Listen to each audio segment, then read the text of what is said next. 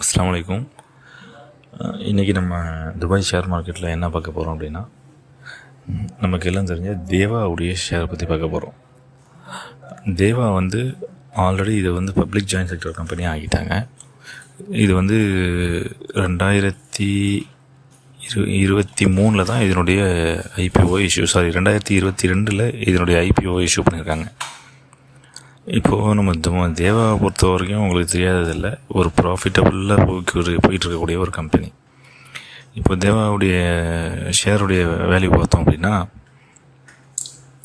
ஆவரேஜாக $2.36, 2 தினம் 36 ஃபில்ஸு. அதுலேருந்து $2 ஹையஸ்ட்டு ப்ரைஸ் எவ்வளோ அப்படின்னு பார்த்தீங்கன்னா,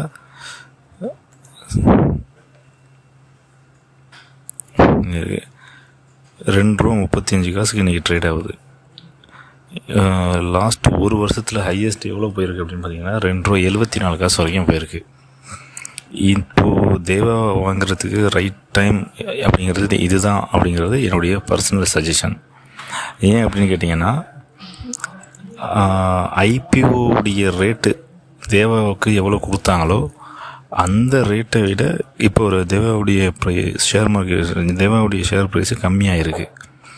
ஆல்மோஸ்ட் ஒரு 10-15 ஃபில்ஸு கிட்ட கம்மியாகிருச்சு.